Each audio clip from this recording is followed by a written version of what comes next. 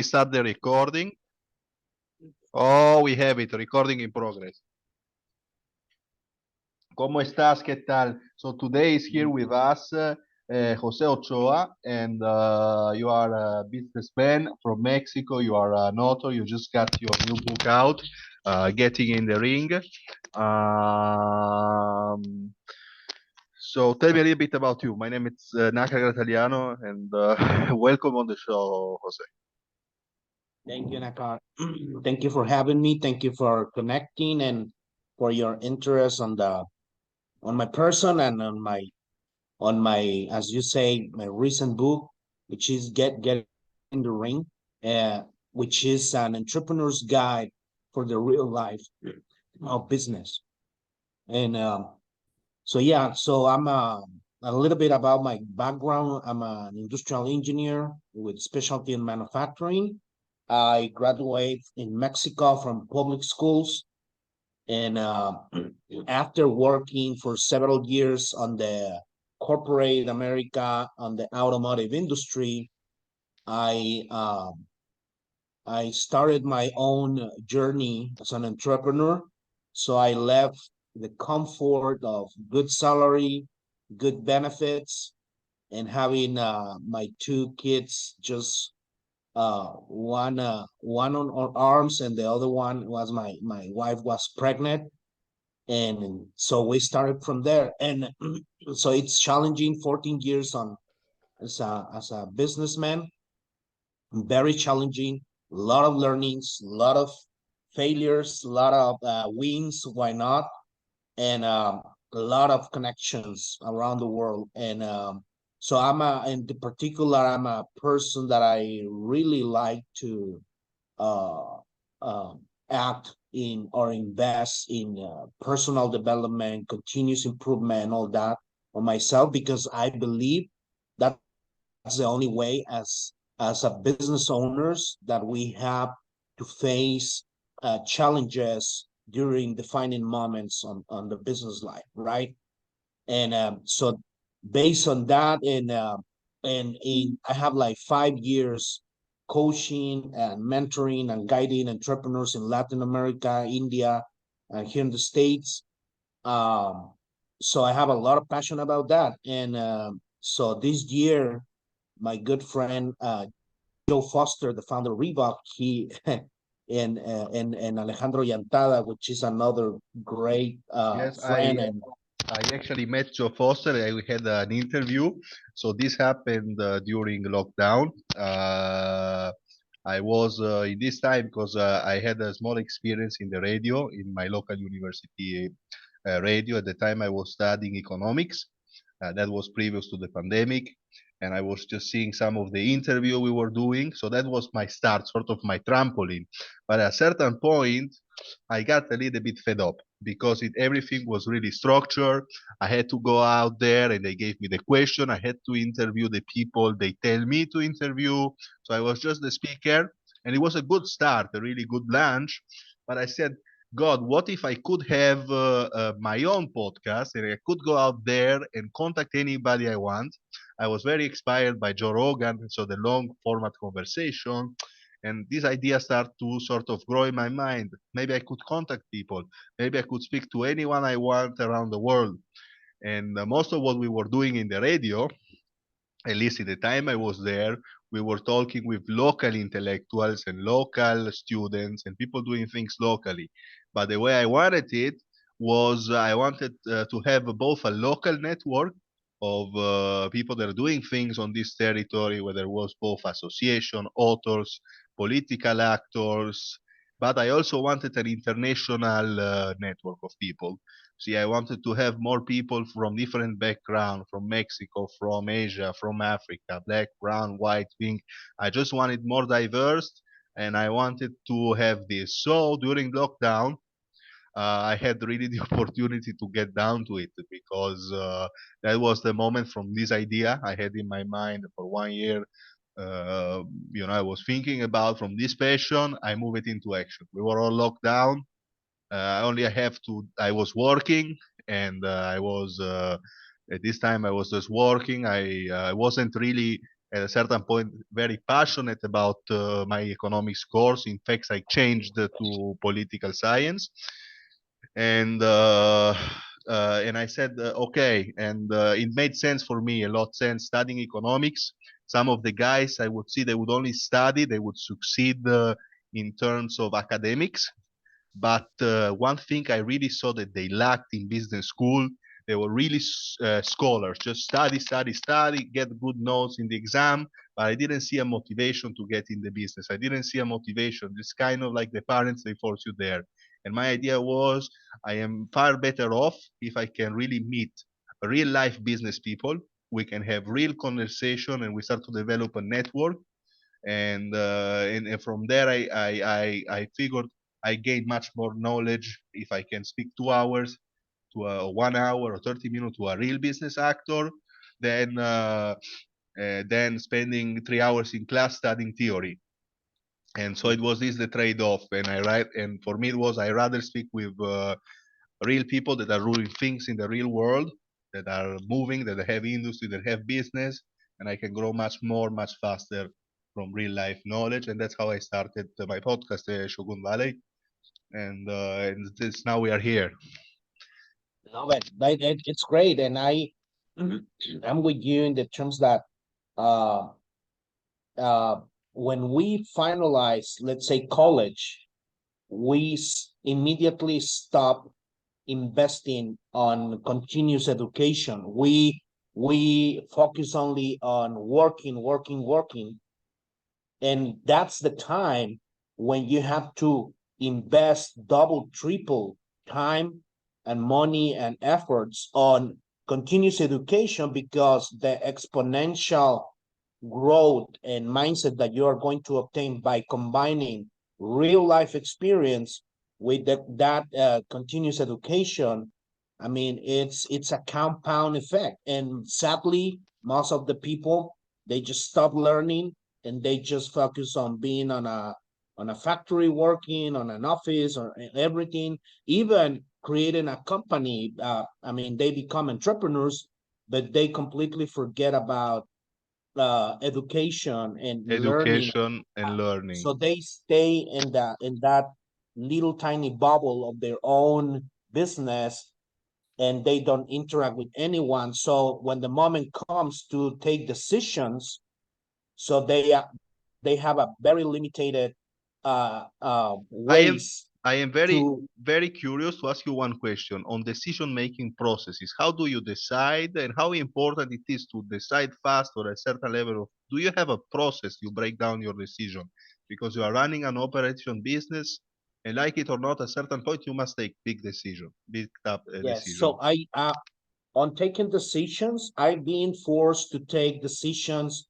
I mean, vital decisions, like if I go on the wrong path, I can shut down my company, right? So when that happens, I utilize several boxes. One is my own wisdom, right? One is the wisdom of others, right? That others that I admire. One is also resources, like you will say, books, biographies of other guys, right? Two, I mean, another one is the wisdom and the feedback of professionals in the specific area that I want to take the decision, right? Could be a CPA, could be a lawyer, could be I mean, so all that. Also, I trust my guts, to be honest, as well. It's a lot. It's a great feeling. So, and a combination like that, I I make my own analysis pass, and everything, it has to pass in hours or sometimes days, but no more than that. So based on that, I take my decisions, and of course data, all right.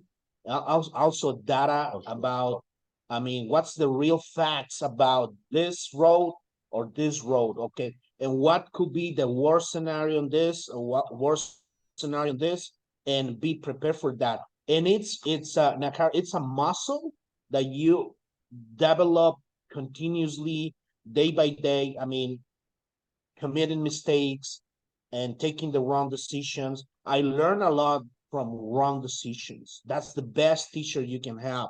In the book of Getting the Ring, in one chapter, I name one of the chapters like as the most expensive education. The most expensive education is business.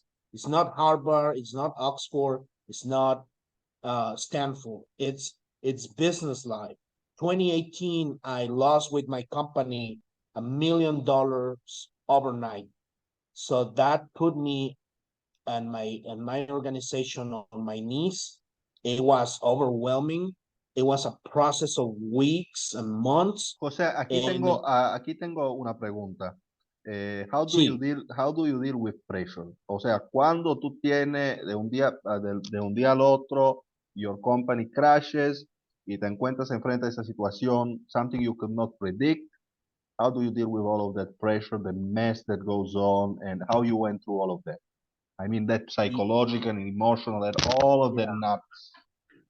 On my case, it was a process, like, I mean, firstly, it's several stages, right? Firstly, you feel ashamed, you feel guilty of not looking that coming, right? Me as a CEO, I take the full ownership of that. I didn't blame my customers, I didn't blame my employees, didn't blame my partners. I just take full responsibility of that. So I was feeling embarrassed. I was feeling bad, a failure, all that. That was for several hours, right? Maybe a day. Then you feel like it's a punch of Mike Tyson on the shin, right? It's like you feel on your back. It's a very unique feelings and sensations that it's like a roller coaster of emotions, right? But after that, I stayed home. I was looking data, I was looking numbers, I was looking what do I have to act, and but the moment that I sell myself the idea, I say to myself, what's the worst thing that can happen on this situation? What's the worst thing? Okay, losing my company, losing my house, losing my wealth. Okay, so do I have I mean, can I embrace that and accept that and start all over again? And I say yes. I talk to my wife. I say, you know what, this could be happening. Are you with me, my family? They say yes, absolutely. I mean, we know that, blah blah blah. So from that moment, you set the tone because you are on the ground. I mean, you already visualize what's the worst case scenario. So when you accept that, you embrace that, and there's no other way that going up. All right. It's just start building again. So I start utilizing all my tools, my knowledge, my connections, and everything. And it's the moment when I reinvest on the company to put the company on a business accelerator program sponsored by Microsoft. And as you can imagine, I was so eager to really learn and change the narrative of my staff, my company, and myself that we ended up winning the first place. I was pitching our company value proposition in front of government of Mexico, United States, and Microsoft, all those guys. And I mean, they love our value proposition. I have one question. Because my idea is, if you have been done the business in a certain way for so many years, then one moment you don't realize, the next day you're failing. So now, how do you change and transition that culture? Now, maybe you have some expert, older employees, and everybody's trained in a certain way with a certain mindset. This is my opinion, right?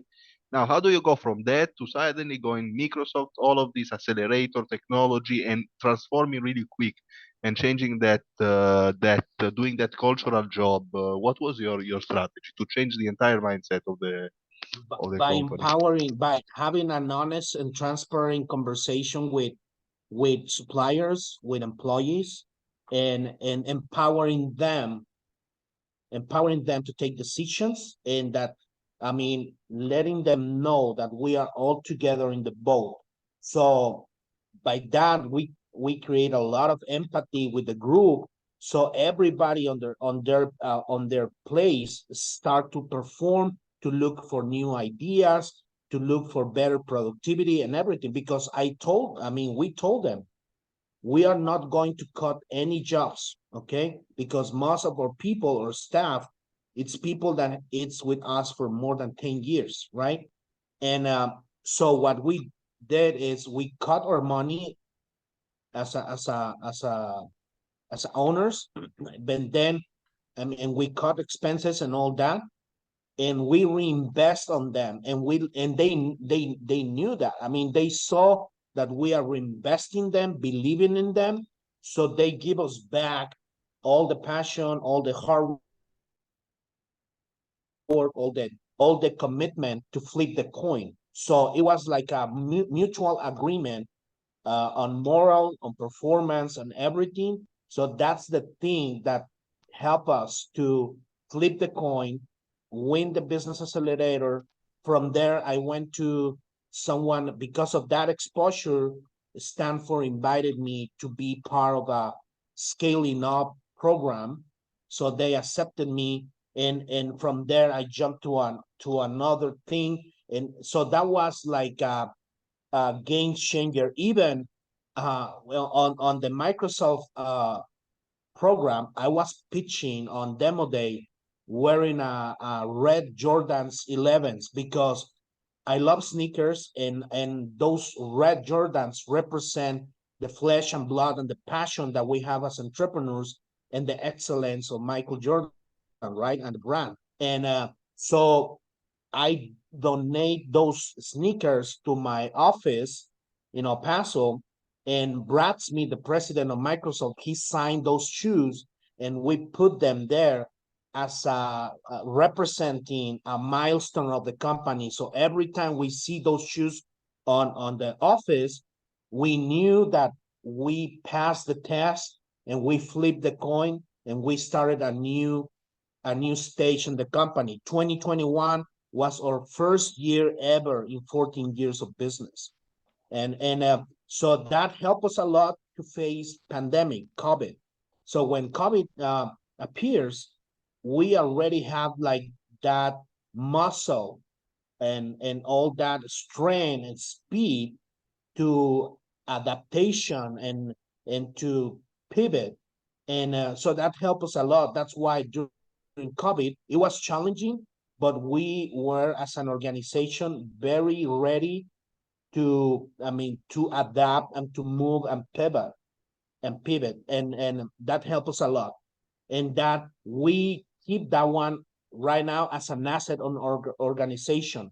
So our organization is always living in that mode of evolution and that mode of adaptation, and we understand what happens in the world, and now we want to be an external asset for customers, right? Because we understand that. How important you think it's research on like percentage on a business? Research, Yes. it's extremely important, because not just on your business. Every time you are going to talk with someone, a new customer, a new prospect, a new vendor, you have to research everything about that industry, those products. For example, if I want to work with Toyota, right, or with Nike, so I do a research of what they like, why they don't like, what are the most recent achievements, what's the business philosophy, what's the game plan, a big vision of the company on that. So I can be of value. I can understand by researching, I can understand how they like to do business and what they don't like. So that's very useful, and that's a common practice on our organization. And me personally, I love to do that research before I start a conversation with a new customer or person. As well, I was speaking the other day here in Trieste. I actually attended a conference with certain Zeno D'Agostino, and he's the CEO manager of the harbor here, and just became CEO manager. This is state management of the entire European. I think he became president of the entire European harbors in around Europe. They made him president the other day, and now I don't remember the exact name of the board, but he was speaking how it is very important to focus on the research. First of all, he has a state perspective, so he thinks also it is important when a bit where to create jobs locally, especially for the local people. So it's different from the private manager. But what he's saying, the point I want to make, it's that you also have to really be aware of how geopolitics somehow, geopolitical factors or unexpected factor both can affect your business without you knowing, and also on the long term you have to think. So basically, I think that just now um, we are seeing a different, geopolitical alignment around the world. We are definitely seeing new superpowers coming up, sort of re-equilibrium of the world, and I wonder how so many business they will adapt to this new geography and all of this new superpower emerging, and all this competition, more and more fearless, aggressive competition between superpowers, because we are seeing this going on just now as a scenario, whether it is policies that they are trying to make on China, whether it is politics that they are making on semiconductors, because they don't want the technology to get to China, and these trade wars, and how you think this will affect the next maybe 10, 15 years, and what you think should be the model for a business to just survive and thrive. Definitely, all those changes that you just say, those are real changes. It's happening right now. It's not in the future. It's happening right now already. And the best thing that we can do as small business owners on the United States or in any other place, it's to understand that that change is here to stay, right? And it's a new game that we have to adapt. So the best thing that we can do, because it's just work on the things that you can control. Don't focus on anything that you can control. I can control the relationships with China, United States, or what Mexico can offer to states and all that. So what I can do is understand that game that is happening, of course, uh, but also focus on building my strength, my uniqueness, and how can I be as a small organization a good asset for big players, right? For Fortune 500 companies. So how can I be of value in my organization and be aligned so they can see me as an asset, as an external asset for them to win, right? So that takes a lot of company culture, invest on technology.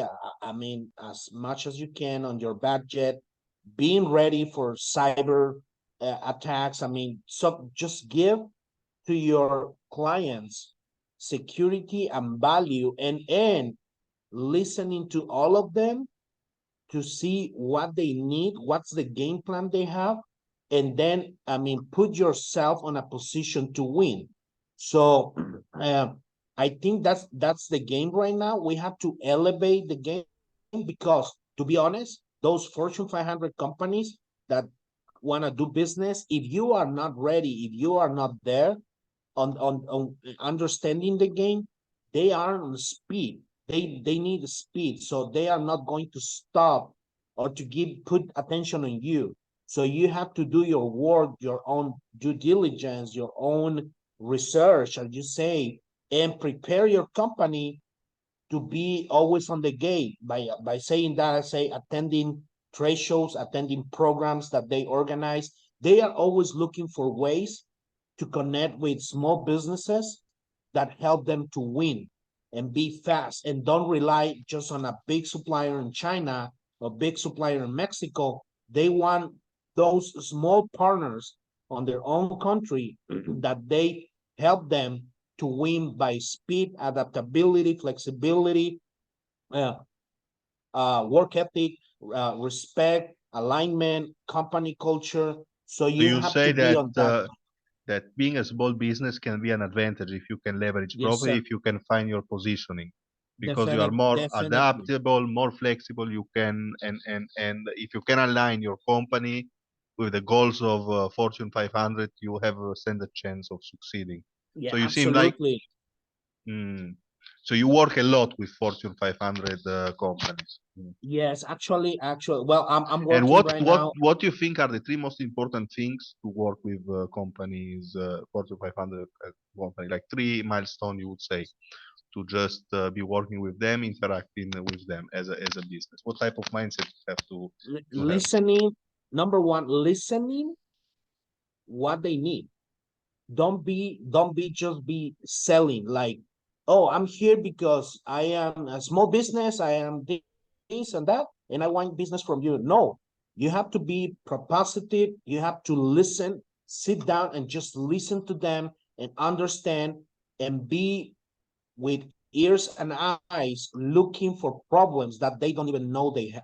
Okay, so you have to be there, you have to have great communication, great communication. You have to be an excellent person and a team on communication. And communication, I mean by uh, giving them the information they need. Don't overwhelm them with a lot of noise, unnecessary noise.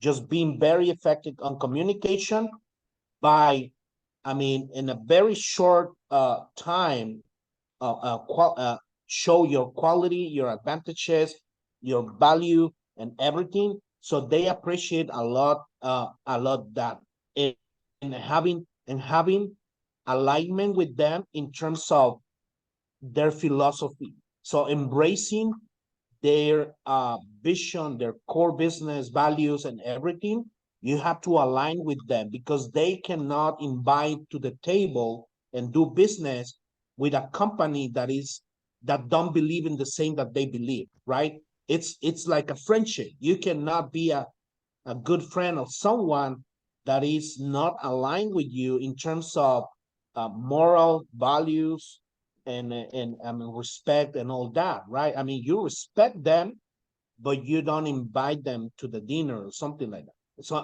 business is the same. They want to have allies, and that you become one arm of them to be on the battlefield that we are everybody facing. I mean, the Microsoft are facing fierce fights against the Apples, all those guys, or the Nikes with the Reeboks, with the Adidas, all those guys.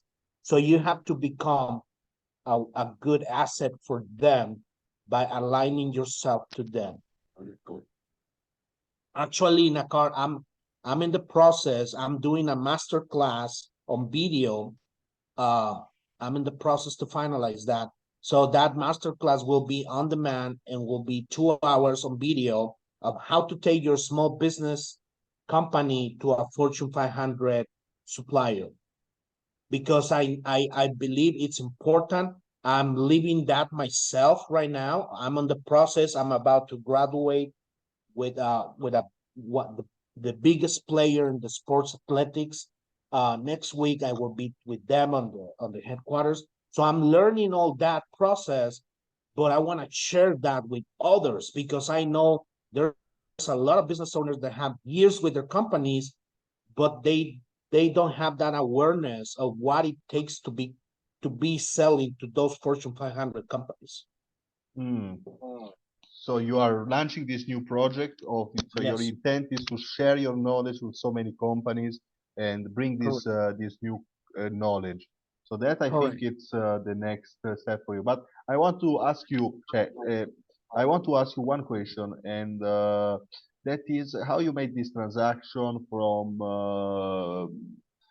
being an entrepreneur, a business entrepreneur, to now becoming an author and becoming, so to speak, because when you become author, you become part of the culture. So now somehow you have a chance to influence the culture around you, and this will allow, I believe, so if you can influence the culture around you, it can allow for you to gain more business connections. So how you make this transaction in your mind to Um, now become all business, but also cultural actor in the business. yes.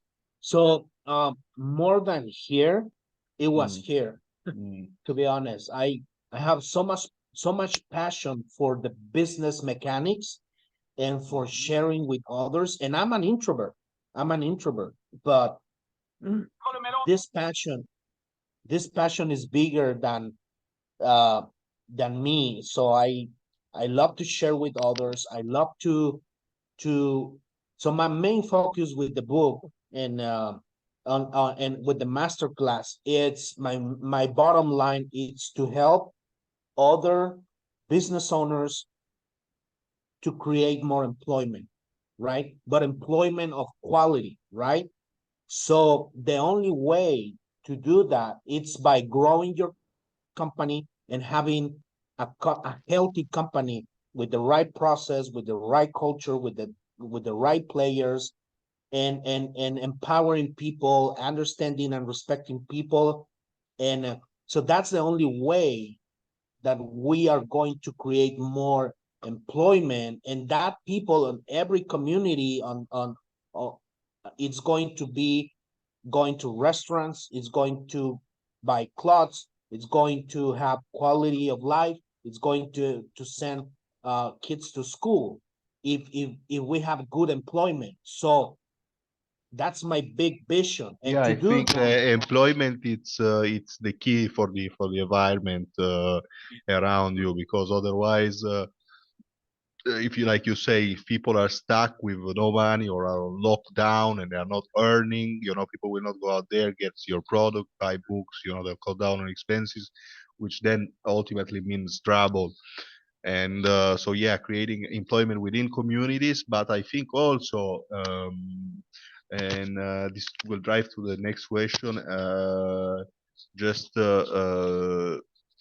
doing things together. I think it's more important with the community, so creating employments that are good for the community, employments that people want in those community, and a certain sort of lifestyle within the community, because uh, just now we are living in in a part in a sort of representative democracy. But what I think would be healthier for the business and the environment is a more no, excuse me, a representative democracy we are just now, and would be to have a participate democracy. So when we do things, if people can do things together and we can build certain jobs with the involvement of communities and change that environment and create a healthier society in terms of space and places we live and the type of jobs. Now we can have a healthier environment and possibly a healthier economy, right? Because lot of our health, general health, is affected by the environment we live in. Makes a difference whether or not nearby your home you have schools for your kids. It makes a difference whether you have green spaces or not, whether you have urban gardening or not, whether you live in buildings that are healthy and breathe, and you can talk to people and just are shaped and designed in a certain way, or you have building that tends to isolate you from other people. All of this is important. It's impossible also for business if you're in transportation that you have good roads, good lines of connection.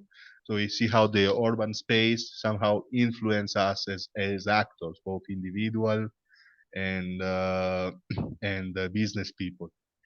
So to this, I Yes, want to and ask you one question: how important you think are policies and somehow politics and the connection between the entrepreneur in the community for businesses? it's very important. It's one thing that I fully admire of this country, United States, is that they are super friendly for business. They are business friendly. That's why they create a lot of entrepreneurs, a lot of companies, because they have the right processes in place in the case that you want to become an entrepreneur, right? In 3 weeks, 2 to 3 weeks, you are ready to start doing business, to invoice, to to sell, to receive everything. I mean, and unfortunately, like for example, in my country, in Mexico, that takes months and it's very painful, right? To create a company, to establish the company, to set up bank accounts and everything. Unfortunately, it's very hard. And I understand So why the United United States. United States offer great opportunities. See, you think for entrepreneurs? I mean, in 3 weeks you are set and ready to go. Yes. And And also they mm, give once you are an entrepreneur, it's a tons of free education that they offer you. Government, institutions, companies, they offer you a lot of free training for you and your team. So it's free. You don't even have so to pay for it. you have a push from both government and government for both government, private, and public institutions to for you Yes. to push and grow and scale up your company. And you look at Yes. And Mexico, and what happens is maybe you have too much bureaucracy. You are stuck to open the bank account, so it's a slow process to start, which I think from your perspective, from entrepreneurship perspective, it's what sort of kills the business before they grow. Mm. yeah, it's definitely very painful. And by saying that, I'm not saying that it's easy to do business in the United States. I mean that they give you everything. No, you have to You work. You have to. because you said it's easier to start, but the question Yes. I have, I find myself that after you are maybe 3 or 4 years in this business and you're started, how you keep going with the same energy? Because for instance, I could take just now and decide that I go 2 times a day at the gym and I could easily sustain it for say 1 year. But 1 year into this, how do you keep going? So same question for business. How do you keep going after 1 year, 2 years with those same Uh, rhythm and with all the chaos and all of it? and in my personal opinion, Nakar, is you build little by little. If you want to sustain your game, you have to build layer by layer. So that way, when it's 2 years ahead, you build a strong foundation of the company. Because if you are looking for shortcuts and quick fixes and everything on your company, you are just building a house of cards that with the first win is going to fall down everything, right? So if you are building a strong foundation by having the right team, doing the correct things, investing in the right things that you need, and then having a culture of continuous improvement by respecting other business owners, respecting your employees and yourself. So you are building that. So that compound effect is going to give you a lot of happiness, of progress over time, right? So when you look on the rear mirror, you will see that you build that without letting skeletons on the closet, right? So you build very strong. Otherwise, it's going to be a miserable journey, right? If you are always doing things, thinking on shortcuts and doing the things just to I mean, jump the fence and things like that. It's not gonna last. And if last will be a miserable nightmare for you and for your employees, right? Because you are not building the right environment and will be painful for everyone. And unfortunately, I see a lot of that. That's why I talk about that in one of my chapters So I about am also just now I'm seeing the from the recording. I don't know what will happen. Just 1 minute, but eventually we reconnect and we do a second part because I am seeing it says 1 minute. So yes, yes, go ahead. I'm sorry if I interrupt, okay. but I'm No, no just saying. problem. So that's what I see that you can survive. It's a blend. You have to make a good mix of everything that I say and embracing. I mean, it's very simple. Having a vision, right? Taking good decisions on the process, embracing innovation, and also having great execution. If you have all those four parts on place and you really lead those four pillars, you are going to be always relevant and